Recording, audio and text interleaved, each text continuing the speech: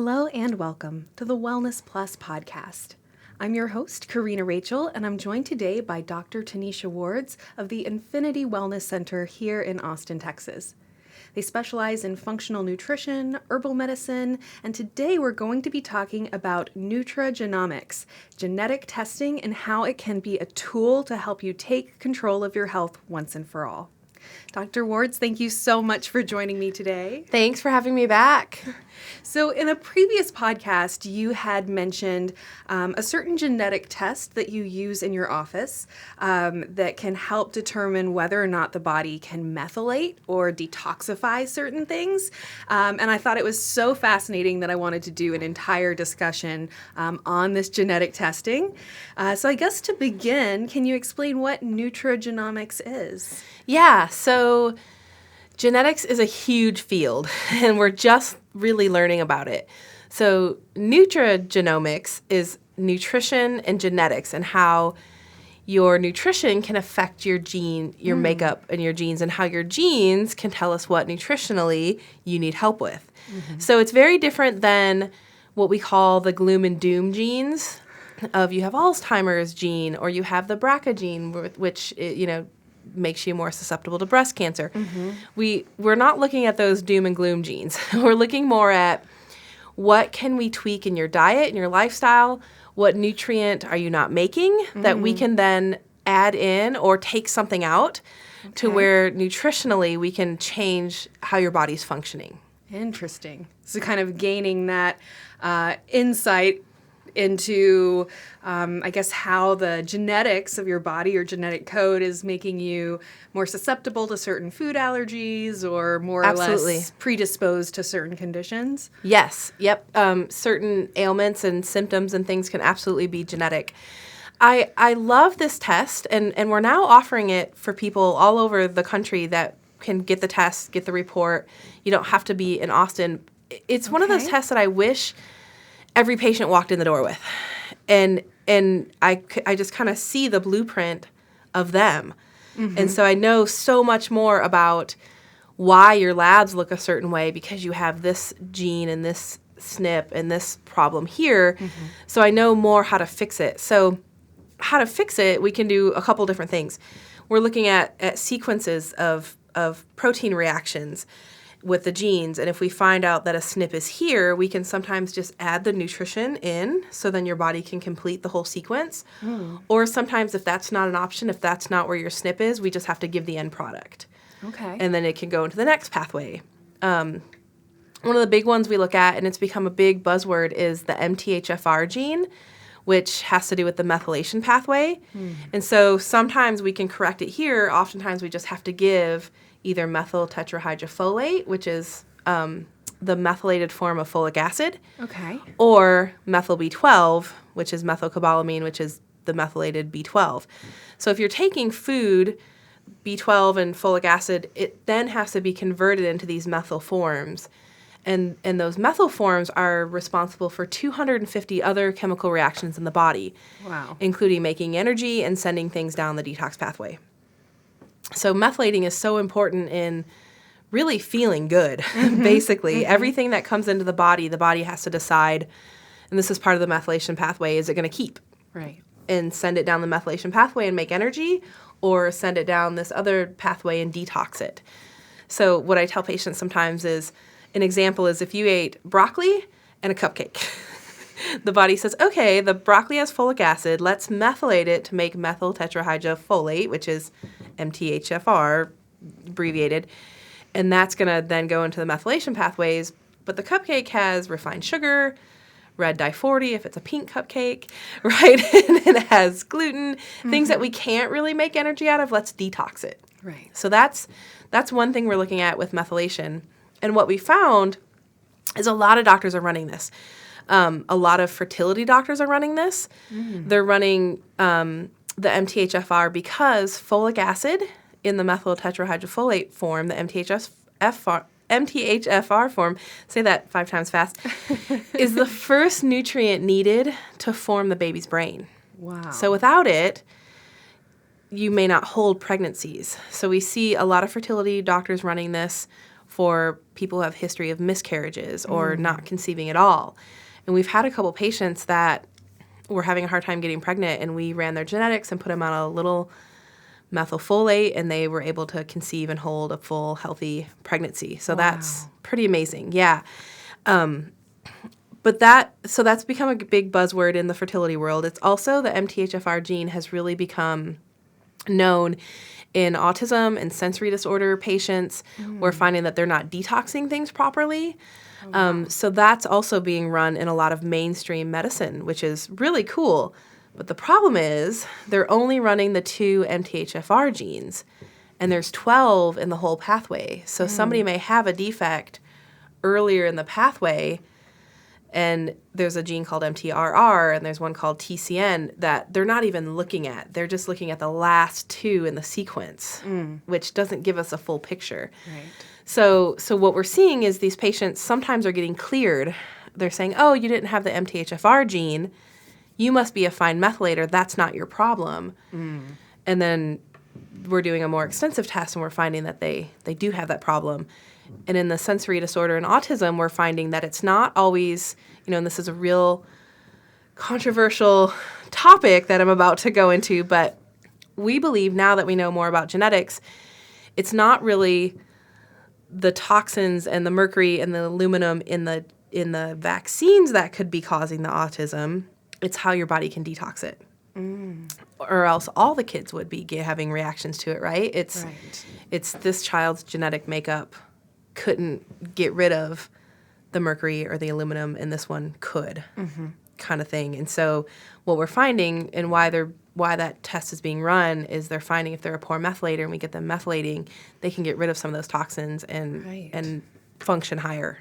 So is that a test that you would maybe recommend to parents before they do the vaccinations for their children, just to kind of gain that insight? Absolutely. There's some very specific gene SNPs that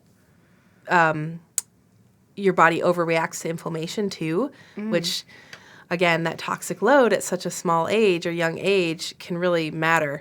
Right. And so they call them the on and the off switches. They turn inflammation on, which we're supposed to do, right, when we're attacked with something, whether it's an infection, a microbe, a bug, a toxin, a heavy metal.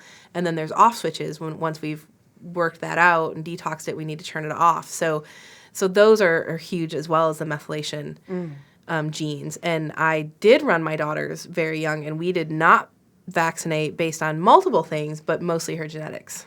Interesting. That I believe she would be a poor detoxer and poor methylator for toxins. So we're just not doing it. Right. Can you maybe, give some other examples of problems? You talked about fertility, autism, other maybe symptoms or issues that might tell somebody that maybe this is something they should look into. I've found the person that I think absolutely could benefit from knowing their nutrition and their nutrigenomic profile is somebody who's always sick, has had chronic illnesses, chronic fatigue, fibromyalgia, just aches and pains everywhere, and just having not found a resolution. And maybe they've worked on their adrenals, maybe they've worked on their gut, and they're just still not well. Oftentimes it could be so deep in the genetics that we really need to get them methylating in a different way or handling inflammation differently than what even functional medicine traditionally does. So that definitely, chronic fatigue. There's one gene specifically that has to do with how well you handle histamine, whether it's histamine in food or histamine in the air. And I've had a lot of patients who have had things as severe as they swell up, certain foods, their throat closes, to they're covered almost completely in hives. I had one patient that had huge pustule bumps from histamine foods. Well, she didn't know it was histamine foods. So we ran some of the genetics and we found out, okay, you don't handle histamine well. So there's a couple options. You can avoid these lists of foods. And we've made a smaller list that's clinically what we found to be the most reactive. If you start Googling high histamine foods, you can find a really long list. So we found these seem to be the most reactive. And spinach is on them. on there, and strawberries and avocados, and these are healthy things, right? Right. Those I think I ate all of those things earlier today. Yeah, and most people are fine with them. This patient particularly was doing a green smoothie every morning, had spinach, oftentimes had avocado and strawberries, and I think she just kind of hit a threshold, and she was breaking out in hives and was in hives and bumps all the time, and nobody could figure it out. Of course, she went through the traditional steroid, but it'd come right back, the steroid method. We were trying more natural antihistamine, liver cleanses. Finally, we ran her genetics, and sure enough, she has a SNP to where she doesn't break down histamine. And so what we found, she can have a little bit of spinach if she avoids other histamine foods. Or if the molds are high here in Austin, which often they are, right? That produces a histamine reaction. She really needs to stay off certain foods because she'll break out in hives. We also have added some things like quercetin into her supplement regimen, and there's another product called GI Hist that helps break down the histamines, a digestive enzyme. So we can take some antihistamine for airborne stuff and then digestion, and that helps her. But that was a really severe case. She had actually ended up in the hospital a couple times because she was so swollen. I have another patient that gets hives, not as bad or as often, and she's funny. She cracks me up a little bit. She'll say, I can have the beer but not the pizza because cheese is high histamine. She's like, but, I can't have both. And I'm like, okay, I don't want you having either, but if you have to, if you have to play this one and not that one, so they just kind of have tweaked their diet from genetics. So that's another one. Just mystery rashes and hives have we found that it can be a genetic predisposition. Interesting. And especially considering that a lot of those reactions are to healthy foods. So it sounds like that, one patient you were talking about, she's drinking a green smoothie every morning. I'm sure she's doing all kinds of other, very healthy things. So then to still have this kind of like mysterious health condition, when you feel like you're trying your best and you're eating healthy, and that's such a frustrating situation to be in, when you feel like you're doing all the things and then you still haven't really resolved the problem. It was a huge revolution for her and revelation, and that's exactly it. The people sometimes that have done all the right things, it could be genetic. And the other thing is it tells us sometimes supplements that we need and sometimes that we don't need. How many people have stood in the vitamin aisle like, everything looks good, I need this, or do I need that? That's me. Take everything. So there's one gene that tells us, it's called the FUT2 gene. Does your body build up probiotics very well or not? So if you have a SNP, which is a single polymorphism, which is a defect, or you inherited from mom or dad, a problem with that gene, you don't build up probiotics. So you really can't build up your gut lining long term. You need to be on probiotics all the time. Right. Versus if you don't have this SNP and you're having you're eating good fermented foods, you probably don't need to take a probiotic every day. You just don't need to. Your body can build it up if you're eating well. Right. So that can save you some supplements, right? So that's a huge one.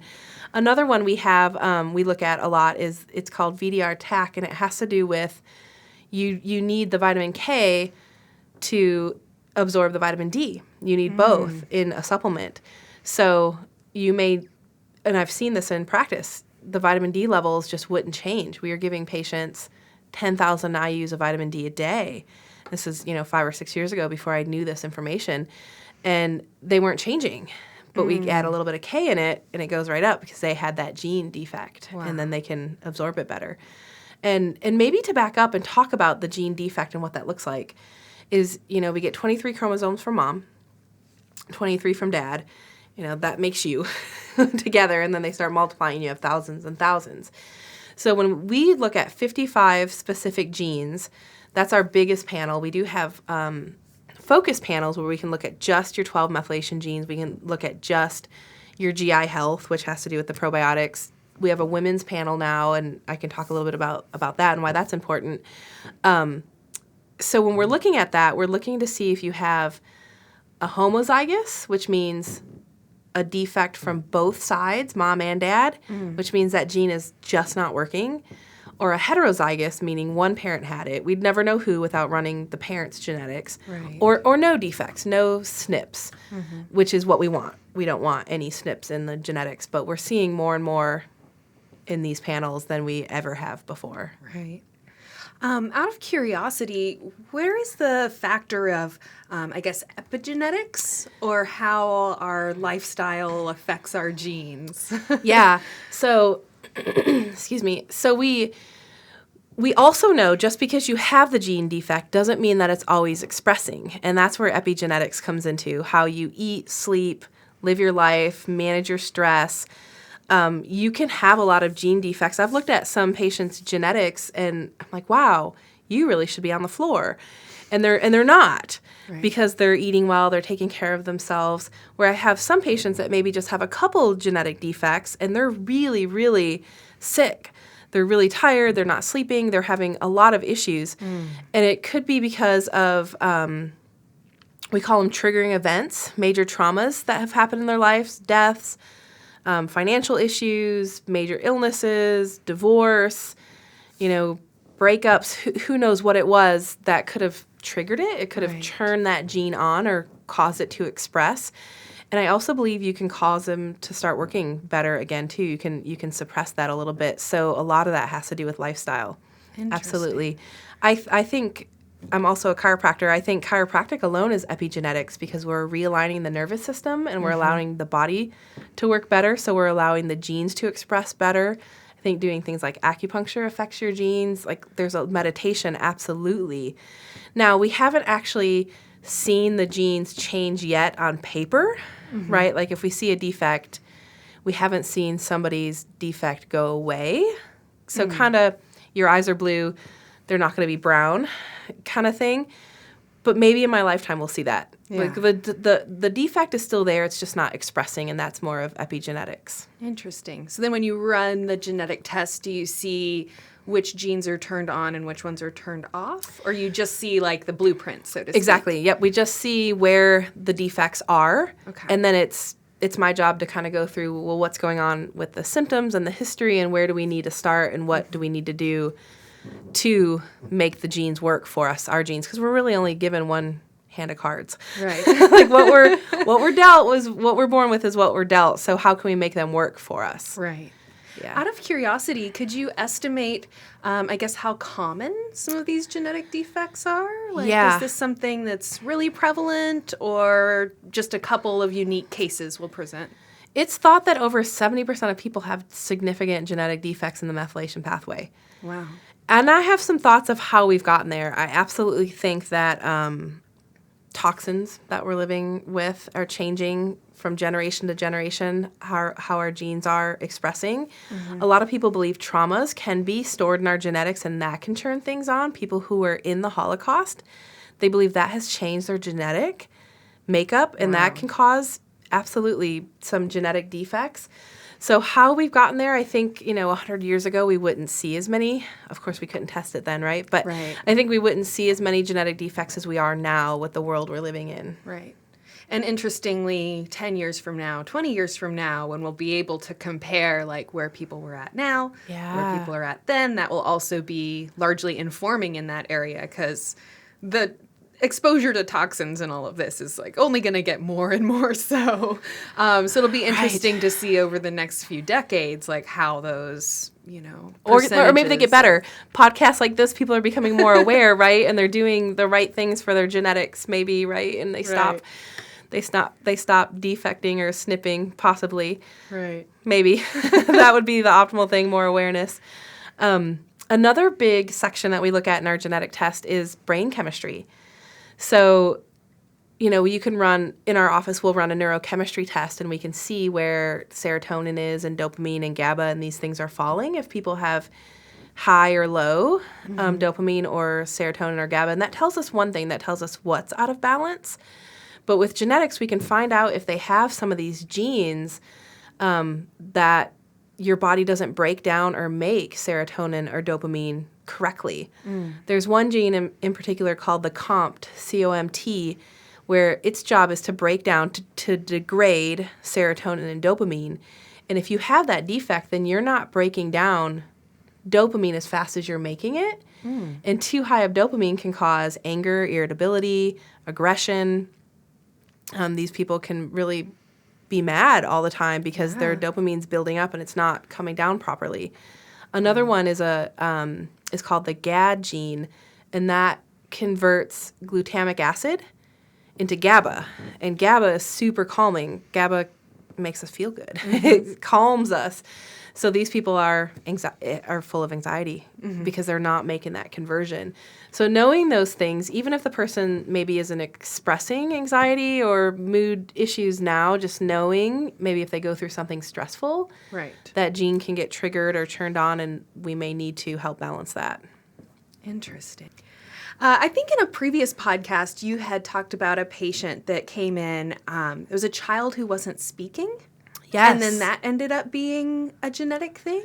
It was. The child was almost 2 and not speaking yet. And we weren't sure what was going on. He didn't seem to have any other lagging in development. So we really couldn't figure out what was going on. And we found out that he had a methylation defect. So we started giving him a little methylfolate, a little methyl B, and he started speaking within a week. Wow. It was amazing. Wow. Yeah, and we just think that part of the brain just wasn't getting all the nutrients it needed in the methylation pathway. Interesting. That was one of the coolest stories. Yeah. Oh gosh, and for any parent to, be able to give that gift to their child, so to speak. Do you think that there's also, I know a second ago you had mentioned meditation as one of those epigenetic factors that affects our genetics. Can you elucidate on that? I think that if somebody has these genes to where their brain chemistry is out of balance, absolutely meditating and slowing the system down and allowing it to work properly can absolutely help. It can definitely help, especially if you're going through a stressful time and those genes are more likely to express or turn on or have problems. If you can slow down the system, I think that absolutely can change the expression of the genes in epigenetics. Interesting. And then in the previous podcast, we were just speaking about the pituitary gland and the correlation between meditation kind of creating that environment for the pituitary gland to function the way it needs to. And basically that it's, I think you called it the master gland. It's kind of the control center, so to speak, for our hormones and all these different functions of the body. So maybe that's also a component as well with the benefits of meditation. Yeah, if you're calming the pituitary with meditation, then the adrenals aren't as stressed, so they're not causing more genes, to turn on as well. So that all is correlated, absolutely. Interesting. And then you'd mentioned a panel for female health. Do you want to go into that? Yeah, so there's a panel that we look at that can tell us if you should be taking estrogen or not. A lot of people don't realize that birth control is synthetic estrogen, and it can cause all kinds of problems, including if you can't detox that properly, it can be a precursor for breast cancer. There's the kind that is the BRCA gene, right? Then there's the kind that's more environmental, which is synthetic estrogen. So there's a gene in that panel that can tell us, do you need to avoid plastics because they're estrogenic, soy, hormones in meats, and the birth control pill, or, any any synthetic hormones of estrogen. Right. That's a huge one. It also can tell us if you're going to have more predisposition to PCOS, which is, huge and becomes such an issue with fertility now. Yeah. Also, if you may have a hard time conceiving. So all of this can definitely be a lot of genetic issues, as well as that has a couple methylation genes as well. So forming the baby's brain and everything matters too. Right. So a lot of women have just had hard periods and just really tough time with hormones and emotions, and a lot of it could be their genetics. And I hear that a lot in practice.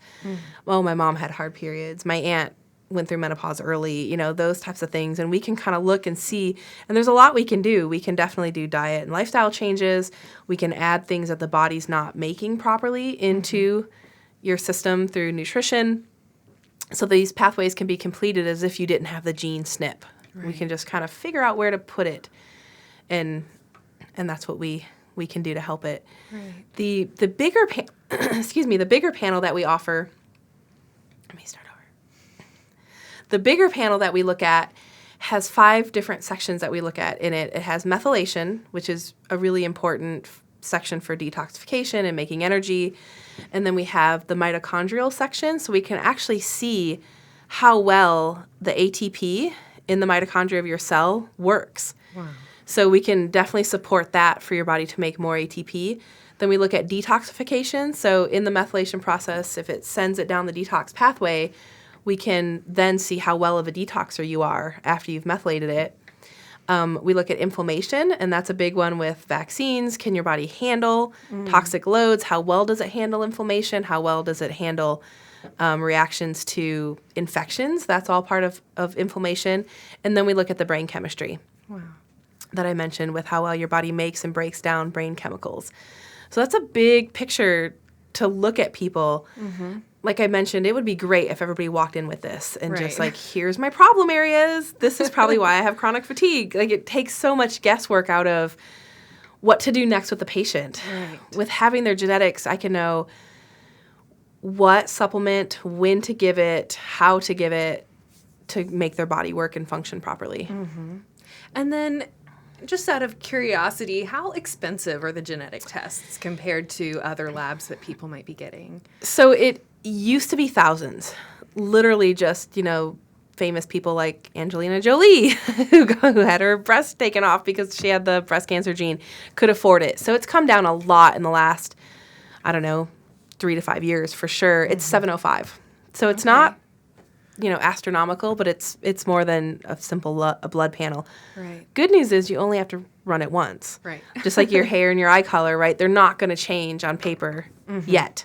Maybe someday we can figure out how to actually change them. But right now, you just have to run it once. So I have patients who have come in specifically with the fertility issues that we've run their genetics. We found out some things that were happening that in their genes that maybe they weren't conceiving because of the methylation issues. And then just this week, it's just a cheek swab test too. So it's just a cheek swab. You don't have to give blood, which is awesome. We swabbed her 3-week-old baby, the girl who had a lot of methylation issues. So she just was like, I want to know. Let's get ahead of it. I know what my genes look like. We actually did not run her husband's. But she said, I know what my genes look like. I want to just see what this kiddo looks like before we do anything crazy. Like vaccinate her. Very interesting. A couple of years ago, there was all of this talk around that there's like certain genes that will predispose people to being overweight, and it was publicized as the fat gene, and like, do you have the fat gene? Is that true? Is that realistic? Can you talk a little bit more about it? Yep. Actually, the lab we use is coming out with a panel, a fitness panel that does exactly that. Do you have a hard time breaking down fat, good fat, bad fat, all of it? Are you better off doing cardio? Are you better off doing weights? All of that that absolutely is true. And the lab that we use, it doesn't have, those genes are out there. The lab we use, they're coming out with them real soon. One thing I do want to touch on is a lab we use is local here to Austin, and it keeps your information secure. There's labs out there on the internet that are not keeping your information secure. So that's good to know. And some people that matters, some people it doesn't. I'll just say it. The 23andMe that's out there, which we can absolutely analyze that lab test and do what we're doing with that information. If it was run before September of 2017, there's a whole thing. They changed their algorithm and their chip so they don't actually give as much information as I'm looking for, the same genes. But if you have it prior to, we can analyze it. But it's been said that they're not keeping our information secure. So they're selling it for data. And then you start getting these calls about like, do you have high blood pressure? Do you have this thing? Like, I know just even for myself, I might like enter something in, like searching for something on the internet. And then all of a sudden I'm like getting phone calls or whatever.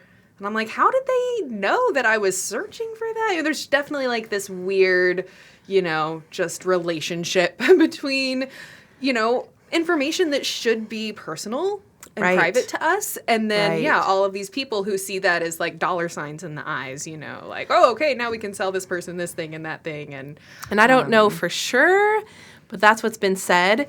But I do know for sure, and I don't want to get this wrong, the CEO of 23andMe, one of the founding partners with 23andMe, their husband was a CFO or CEO for Google or something. So there is a relationship there. Oh, wow. And that's, I mean, that you can Google that, not that you can Google that on Google about Google. So there, people are Maybe search Yahoo for information on Google. Yeah. So a lot of people are very skeptical about getting their genetics run because that came out in the media about that lab. And so, yeah, just to clear that up, our lab is really careful about your information, and it is not selling it or giving it out. Wow. Which, matters for sure, to not be stalked by phone calls and things. Yeah, exactly. Especially, when there's this relationship between the advertisers and the people who are like so-called just giving you information. Yeah. There's definitely those little behind the scenes relationships. Yeah, who knows? What are some other common, issues that you've been able to find through the genetic testing? I know we talked about the methylation panel, female health panel. I don't remember if we got hit on all of them yet. There's one gene that in our larger 55 panel that is, it's called HLA-DQA1, and then there's HLA-DQA2, and that tells us if you make glutarase that breaks down gluten. So, and also with that, you would be more predisposed to celiac disease. Right. So again, is it, if you have the gene, should you never eat gluten? I mean, I would say that's correct. But some people have found, well, no, if I eat it in moderation and I don't hit this threshold, I may never develop celiacs, which is very serious, intolerance to gluten, where so much so where cross-contamination can cause huge GI distress, and there's a huge issue with not absorbing foods and nutrients from it. Right. But we also know, so that patient may want to take an enzyme of glutarase every time they eat gluten if they have that gene. So that's another huge one to know. The mitochondrial panel that I kind of talked about, how well you make ATP, I found that to be huge in people who have chronic fatigue. Maybe it's not their thyroid. Maybe that's not low vitamin D or low iron. Maybe it's truly that the ATP of their cell has some genetic defects to where it doesn't make energy as it normally should. Right. So we can give things, we can give nutrients and amino acids and other things.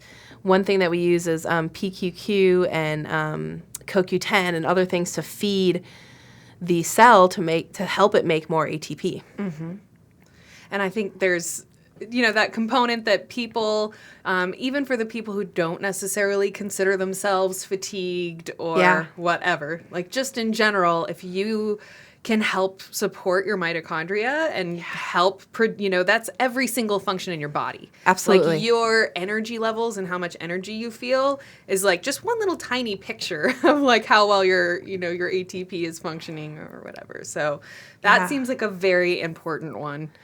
Do you have, I know you had mentioned earlier that it's estimated 70% of people that have problems with methylation.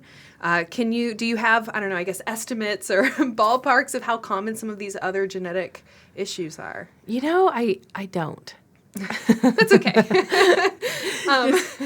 Just clinically and it's hard to say. I don't know that we've been doing it long enough. I think methylation, those two genes, the MTHFR genes, have been around long enough to really get some info on who's been tested. And I think my practice is probably a bad example in the realm of I'm seeing really sick people. Yeah. So if we're running the genetic test, most of the people have been through the line of doctors, right? Like a lot of times by the time they get to us, they've been to anywhere between 6 or 10 doctors, oftentimes. So I'm finding a lot of genetic defects. So I don't know that could be said for the general population. Right. We have had, and these patients are always fun and refreshing and easy to work with, right? We've had some patients that just come in and they're like, I'm an athlete. I want performance enhancement. I want to see where I can just be better. Yeah. And so I have noticed in some of these so-called healthy patients, right, they're not coming in with a bunch of symptoms or diagnoses that have been slapped on them, that I have seen less genetic defects, if that helps at all. Yeah. In the methylation panel itself, though, there's an algorithm. Each of the 12 different genes we look at has a different job or role in the methylation pathway, and they're given a percentage. And so after running the genetics, I can look at somebody and say, okay, instead of methylating at 100%, you're methylating at 75 or 90. And I don't see those too often. Mostly we see much lower numbers, like 30%. Anything under 50% of methylation, we've typically seen they've had a fibromyalgia diagnosis, they've had a chronic fatigue, they've had different infections that they've not ever been able to get rid of, like chronic Epstein-Barr, or they do have Lyme disease. There's actually a gene, it's called the NOS2 gene, which is in the inflammatory section, that if you have a genetic defect in that gene, you have a lower chance, you're not able to fight bugs, microbes as well, infections. I actually have a homozygous defect myself in that gene, and my history is having Lyme disease. So it's like, did I just get the lucky tick with the Lyme disease? Or are multiple people that have been exposed to ticks getting bit by Lyme disease, and just genetically and nutritionally, maybe they were in a stronger place. Yeah. Or genetically, they could just detox that bug if they could just get rid of it and it didn't cause an issue. It didn't set up shop or hang around in their body. Right. Who knows? Like, that's all what we're kind of learning. But I have found most of my Epstein-Barr patients that have dealt with it for years and are having a hard time getting over it have this gene, either methylation and or this NOS2 gene, where they just don't detox microbes very well. Right. So that's really good to know. There's a lot of things we can do with that, instead of just staying in your house and not being around any germs. We can definitely make sure they're on tons of antioxidants and immune boosting support constantly all year round, especially, flu season, really work on their immune systems. Right. So it definitely sounds like what we've called medical mysteries in previous podcasts. Those people with the conditions that they get juggled around to a lot of doctors, and they maybe receive a lot of diagnoses and treatments, and it doesn't seem to work. That would be a good indicator that Nutrigenomics testing could be very eye-opening for those types of patients. Absolutely. It may uncover some things that just why you're not healing, because genetically you've just got some defects and predispositions to things. One thing, you asked earlier what we see methylation cause, or how we can maybe think, okay, I may have an issue with my methylation gene. A couple things that is a big red flag for me when patients come in and they say, smells bother me.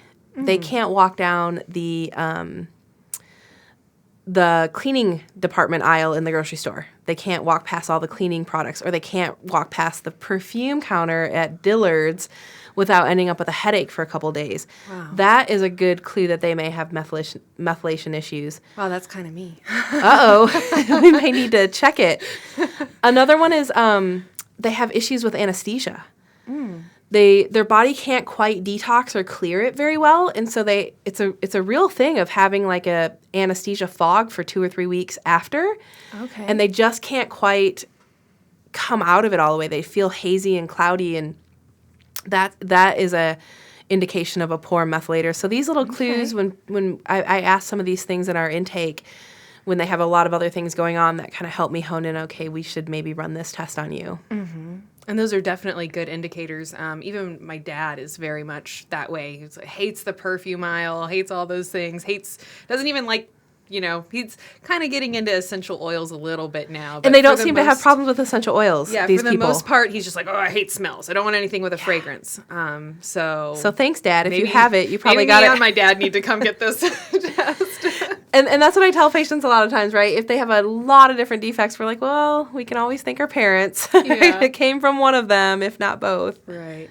And I just think it's interesting that, it's kind of funny when you watch like all the sci-fi movies and everything, and you just think like, oh, wow, so cool. But like we are kind of like living in a sci-fi movie now, compared to, even just 10 years ago, much less 100 years ago, like just having the ability to do this test, just having the ability to look at our genes and see something like that. I mean, really is totally sci-fi. It is amazing. It is amazing. We're calling it precision medicine because it is so precise. It takes the guessing out of it. But yeah, to be able to read your DNA and say, okay, you can't build up probiotics. You're constantly going to have some gut issues. You need to be on a probiotic every day for the rest of your life. That's huge. That can change your immune system. That can change your mood since we now know so many neurotransmitters are made in the stomach, Right. that can absolutely prevent all kinds of illnesses from just knowing that one thing. Versus somebody maybe who doesn't, like I said, need to take that every day, then, that person also could be wasting money on probiotics every day. Right.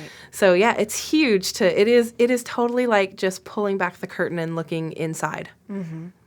Are there any recommendations you would give? So if there's people that are listening, but maybe they're not in Austin, that they'd be able to come to see you at Infinity Wellness Center, what resources they might go to get this testing? Yeah, we actually have a lot of patients that have been in the office and said, oh, my aunt in Iowa wants to get this test done because she has a lot of the same problems I do. So we actually are able to do it just virtually now. You can go to our website at austinholisticdoctor.com and you can purchase the test, and you can do one of two things. You can purchase it and just get a report back from us of this is what we found, this is what it looks like. And it's a good printout test, and it's really easy to read, and it has all the references, the medical references of why this gene does that and how we know it does that. Or you can do a phone call. You can do a phone call with us or a Skype or, and go over the test with you. Wow. And then there's a sequence too with depending on what your genetics say, right? Just because somebody has the methylation gene, we don't always start methylating them, because that sometimes can cause a lot of detoxing at one time. Or we say it's kind of like putting fuel in a gas tank. It can definitely rev the engines and things can start happening. So depending on what the genes say, sometimes we have to start with lowering your inflammation, waking up your energy sources, the ATP, and then we detox. Yeah. So all of that would be in the test. And yeah, it's a simple kit. We mail it out. You can swab your cheek, send it to the lab, and then we get the results. Interesting. Yeah, and I just think, that kind of example of somebody who's maybe not methylating, it's almost like you have this like clogged up, system. You can like kind of get the visual of when the trash is overflowing. Yes. Or the air filter is just like creating this huge, like the lint filter in the dryer or whatever. Absolutely. At some point you pull it out and it's like, oh my goodness, to just kind of let that floodgate open and all of those toxins suddenly come out. Like that would be a very unpleasant experience. Yes, sometimes we have to go really, really slow. And it's almost the worse the genetics work, the slower we have to go at methylating and getting them working. Yeah. Because you're exactly right. Toxins have built up. If you've been on the earth for more than 3 decades, there's a lot of toxins that could have built up. So, yeah, the worse it is, the slower we go. And that is all kind of said in how to do it and what to do. Mm-hmm. Do you have, other examples of panels that you've run or other interesting stories of patients whose medical mystery was maybe revealed through the Nutrigenomics? Yeah, one I haven't spoke about is the brain chemistry panel. I talked a little bit about some of the brain chemical genes we can look at. There's another one called the MAOA and the MAOB, and these are called the warrior genes. And these patients that have a SNP here, interestingly enough, this is fascinating. They believe it dates back to, I don't want to get this wrong, the Romans won the Roman and Greek War. Yeah. So they think it comes from Roman descent. And these patients are usually, if they have a defect here, they're usually high achievers or addicts. They're needing more of the dopamine. They're constantly looking for the next dopamine hit, which people can get through, drugs or alcohol or over exercising. Like these people are just really driven people and really intense. So they can definitely they can have a lot of anxiety. They can definitely use addictions or be workaholics. And so that's been really eye-opening. Sometimes just getting that and figuring out, okay, we need to calm some things down in the brain chemistry because you have this gene has been really helpful. And a lot of these people have been diagnosed with ADD, ADHD, and it's not. Their brain chemistry is just in overdrive. Interesting. It's really interesting. So thinking about, like athletes that just go really crazy, or what you refer to sometimes as like adrenaline junkies. Yes. Is that kind of That's the exactly situation? Like it's actually something in their genes that's making them so, especially when you get in like the adrenaline thing and people are doing like more and more dangerous life-threatening things Absolutely. to get that buzz. They're looking for the next high. That's exactly it. And that can totally be a genetic predisposition. Interesting. In their brain chemistry. Yep. That they're trying to push more dopamine that makes us feel good. Right. That's our fall in love hormone or brain chemical. And yeah, we get it from chocolate. PEA, which is a precursor to it, and magnesium is a precursor to it. So they say the PEA in chocolate, there's a very thin line between falling in love and eating chocolate because it both can push dopamine. But yeah, these people have a hard time. They don't make it as well versus other gene SNPs. They may not break it down, so you can have different spectrums of that. Right.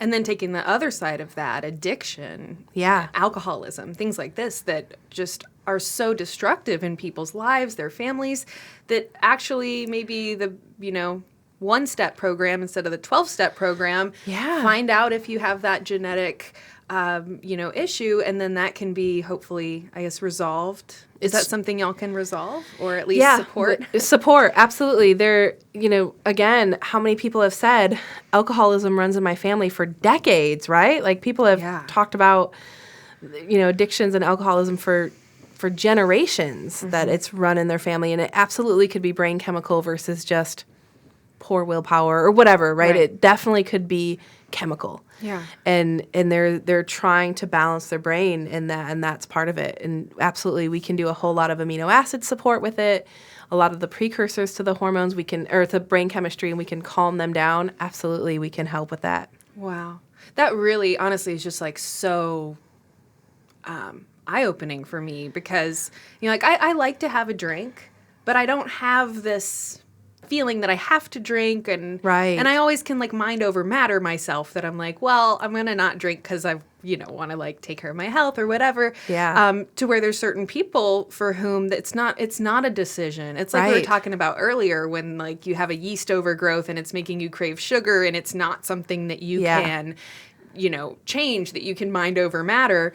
Right. It's bigger than you. Yeah, bigger than you. So that component that, I was actually talking about that with somebody recently, it's just interesting. What's the difference in those people? You can have people that drink, people that love to drink, people that drink all the time, and it's not the same as an alcoholic that it can literally destroy their lives. Absolutely. So yeah, this kind of genetic component kind of answers that question. Yeah, and it's really good information just to know, right? Maybe you don't have the signs or the symptoms or the behaviors that this gene is expressing, but it's just good to know that you have that. Okay, if something stressful happens and I go off the deep end or I'm having these major issues, this could be why, and we can easily bring things back in and balance them, just knowing that. Right. So beside Nutrigenomics, what other kind of genetic testing is out there? So another genetic test that we offer is called Pharmacogenetics, and we are, holistic natural practitioners. We don't prescribe pharmaceuticals. But if you want to get this test is extremely inexpensive. I think it's $175. Don't quote me on that. And I truly believe everybody should have this. It's a test where you can find out what medications your body will metabolize and won't. So let's say your doctor wants to put you on a certain pain medication. You can, after getting this test, there's a forum you can go to or a website, or you can even get an app and you would type in your sequence, your name, and you could type in a medication. I mean, it does come with a pretty detailed report, but to look at all the medications, you could type it in and you could say, hey, I'm not going to metabolize this medication very well. It's not going to work for me. Wow. So this is where patients get put on pain meds and it doesn't work, right? They're still in pain. They metabolize them too quickly. Or people have taken certain types of anesthesia, right? And then they metabolize it too slowly and they don't wake up very well. Or they don't get numb at the dentist, right? Or even a brain chemical, SSRI or, anti-anxiety. You can look at that and say, type it in and say, hey, this doesn't work for me. My body won't metabolize it, but it will do this. So it truly is precision medicine. And other countries, New Zealand and Australia, that have socialized medicine, they require their patients, to get this test. Wow. Because they don't want to pay for pharmaceuticals and medications that aren't going to work. This is this guessing game. Oh, that didn't work. You're still depressed. Try this. Oh, that didn't work. That made you suicidal. Try this. There's no guessing. You can easily, with this test, look at this and say, it doesn't work. Let's do something that my body chemistry will work with. Wow. So this pharmacogenetic test, I truly believe everybody should have done. If they're on medications, if your family members are on medications, to know if these medications work with your body, you should just know this information. Yeah, and I just think about how many people out there are taking usually not just one pharmaceutical medication. Right. There's usually quite a few. So this insight that you could actually gain to see how your body would react or is reacting to those medications is, especially in those cases where they're going to have a negative reaction to it, or, I guess best case scenario is you're just wasting your money on something that doesn't work. Right. Hopefully it's not actually making your problem worse or creating other problems on top. Right, which it can. Yeah, huge information to have. Yeah. And it's interesting that, here in the U.S., I think this is like the first time I'm hearing about this, other than I think we might have mentioned it in that first podcast we did. But this is something totally new. And then you look at these other countries, not only is it known about, but it's required for people to take it. You just see this kind of vast, Let's not guess. Yeah. Let's not guess on what medication your body's going to metabolize or work with and not, right? Let's find out. Right. This is huge. And it's not that expensive of a test really to have. I think everybody should absolutely have it. Right. Especially when you compare that to how much money people are spending on the pharmaceutical drugs themselves. Right. A test that's going to help tell you which medications to take and which ones maybe you don't need or whatever, let's say is clearly worth it because you're probably already spending that much on the medications in the first place. Absolutely. I think one day the insurance companies are going to catch on to this and require people to have it. I hope. Anyway, I hope that happens in my lifetime. Right. So do you have any closing thoughts here on this topic of genetics or recommendation for people to know whether or not this is a test they should get, et cetera? My thought is, in a perfect world, everybody will be able to look at their genetics and know so much. But I think it's crucial right now for people who really are those medical mysteries and have tried all the right things, they're eating the right foods, they're following the right protocols, they've tried Eastern, Western, traditional, functional medicine, and they're just not getting well, that it could be an underlying genetic issue. Right. And again, you have to look at the whole pathway of genetics. You can't just look at one or two of the genes. You have to know if everything's working correctly and where to start.